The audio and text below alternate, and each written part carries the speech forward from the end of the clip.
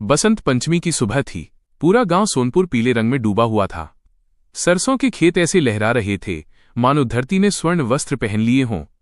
मंदिरों में मां सरस्वती की पूजा की तैयारी चल रही थी। बच्चे पीले कपड़ों में हाथों में पतंगे लिए गलियों में दौड़ रहे थे। लेकिन इस बसंत में कुछ अजीब था। हवा में खुशबू के साथ एक अनजाना सन्नाटा भी घुला हुआ था। गांव के सबसे पुराने पीपल के पेड़ के नीचे खड़ा था आर्यन। आर्यन एक युवा इतिहास शोधकर्ता जो शहर से इस गांव में सिर्फ एक कारण से आया था। बसंत पंचमी की रात में गायब होने वाले लोग। ये कोई कहानी नहीं थी। पिछले 25 वर्षों में हर बसंत पंचमी की रात गांव से एक व्यक्ति रहस्यमय ढंग से लापता हो जाता था।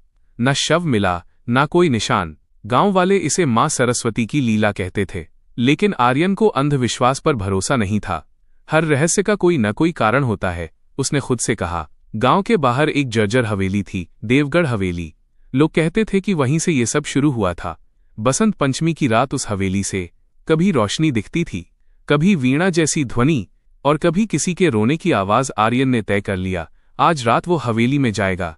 शाम को आर्यन की मुलाकात हुई नीले से, गांव की सबसे समझदार लड़की, जिसकी आंखों में डर भी था और साहस भी। नीले ने धीमी आवाज में कहा, तुम आज रात हवेली जाने का मत सोचना। आर्यन मुस्कुराया, डरती हो क्या? नीले का चेहरा पीला पड़ गया। मैं नहीं, लेकिन हवेली डरती है। मतलब? वो जगह लोगों को चुनती है, नीले ने कहा। और बसंत पंचमी की रात वो जाग जाती है। हवा अचानक तेज चलने लगी, पीले फूल जमीन पर गिरने लगे। रात ठीक 12 बजे। पूरा गांव मंदिर में था। घंटियों की आवाज गूंज रही थी। या कुंदेंदु तुषार हार धवला। आर्यन चुपचाप हवेली की ओर बढ़ रहा था। हवेली का दरवाजा अपने आप चर्रर खुल गया।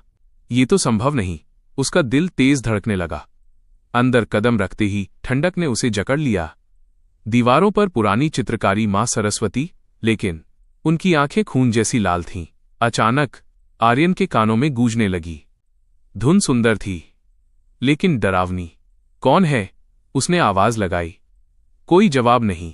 फिर उसने देखा, फर्श पर पीले फूलों से बना एक चक्र, और उस चक्र के बीच लिखा था, ज्ञान का मूल्य चुकाना होगा। अचानक दरवाजा जोर से बंद हो गया। हवेली हिलने लगी। दीवारों से आवाज आई, बसंत आया है, चयन पूरा होगा। आर्यन पीछे मुड़ा और उसकी आंखें फैल गईं। उसके सामने खड़ी थी नीले, लेकिन उसकी आंखें खाली थीं। आवाज किसी और की थी। अब लौटना संभव नहीं आर्यन, उसने कहा, तुम चुने जा चुके हो। हवा में पीले फूल घूमने लगे। वीणा की धुन तेज होती चली गई, और तभी पूरा कमरा अंधेरे में डूब गया। अंधेरा इतना घना कि आर्यन को अपनी ही सांसों की आवाज डराने लगी। धीरे धीरे उसकी आंखें अंधेरे की आदी होने लगीं। हवेली अब पहले जैसी नहीं लग रही थी। दीवारें लंबी हो चुकी थीं, छत जैसे आसमान को छू रही हो। हवा में पीले फूल तैर रहे थे, पर वे अब सूखे और मुरझाए हुए थे। नीले, ये सब क्या है? आर्यन की आवाज कांप रही थी। नीले सामने खड़ी थी, पर वो नीले नहीं थी। उसका शरीर वही था, पर आंखों में कोई भाव नहीं, चेहरा भाव शून्य। उसके होंठ हिले, लेकिन आवाज किसी और की थी, गंभीर गूंजती हुई, जैसे सैकड़ों साल पुरानी। मैं केवल द्वार हूं, उसने कहा। ज्ञान तुम्हें बुला रहा है। अचानक दीवारों पर चित्र उभरने लगे, चलते फिरते चित्र। आर्यन ने देखा, सैकड़ों साल पहले की देवगढ़ हवेली। विद्वानों की सभा, बीच में एक महान पंडित आचार्य वासुदेव। वे मां सरस्वती के परम उपासक थे। उन्होंने ऐसा ग्रंथ लिखा था जिसमें जीवन, मृत्यु और चेतना का रहस्य छुपा था। लेकिन ज्ञान की कीमत होती है। आचार्य वासुदेव ने मां सरस्वती से वरदान मांगा, ज्ञान अमर रहे। वरदान मिला, पर शर्त के साथ, हर बसंत पंचमी एक ऐसा मन चाहिए जो प्रश्न करता हो, जो डरता न हो, जो सत्य खोजता हो। आर्यन का दिल बैठ गया। और जो यहां आए वो लौट नहीं सकता। नीले की आवाज गूंजी। फर्श पर बना पीले फूलों का चक्र चमकने लगा। हवेली की जमीन हिलने लगी। हवा में आवाज आई, ज्ञान चाहिए या जीवन? आर्यन के सामने 3 रास्ते उभरे।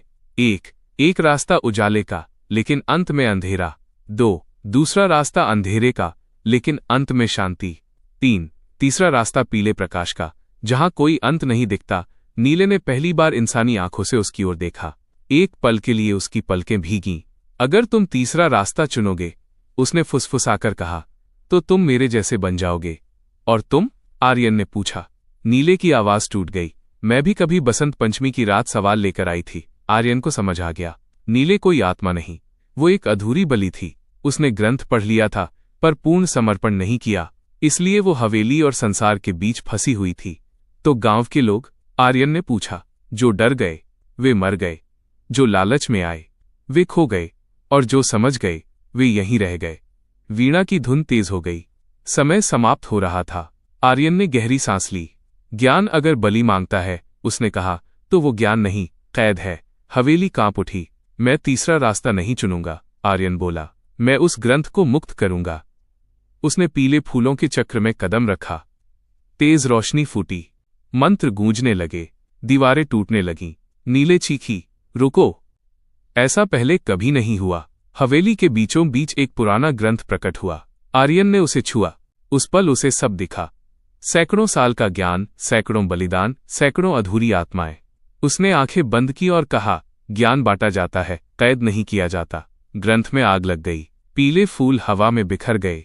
तेज रोशनी के बाद शांति। आर्यन खुद को मंदिर के सामने पाया।